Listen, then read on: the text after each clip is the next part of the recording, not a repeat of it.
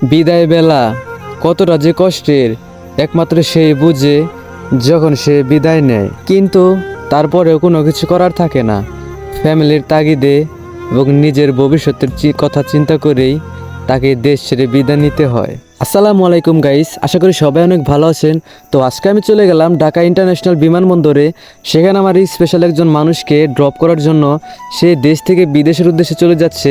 সেজন্য আমি আজকে চলে গেলাম তাকে নিয়ে ঢাকার উদ্দেশ্যে। আর এটাই হলো সেই হযরত শাহজালাল আন্তর্জাতিক বিমানবন্দর, যেটার উপরতলায় কান্না এবং নিচে হাসির বন্যা। তো যাই হোক, আজকে আমি বিকালের আগ দিয়ে রওনা দিয়েছিলাম ঢাকার উদ্দেশ্যে যাওয়ার জন্য, কিন্তু ব্যস্ততার কারণে, বিভিন্ন ব্যস্ততার, ট্রাফিক জ্যাম, এই সমস্ত কিছুর কারণেই আজকে যেতে যেতে আমার প্রায় রাত হয়ে গিয়েছিল।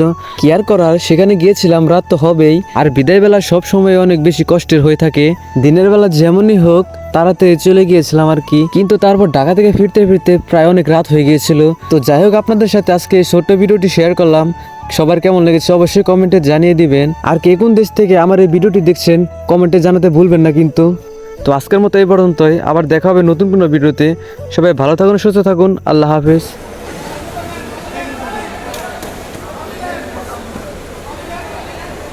接着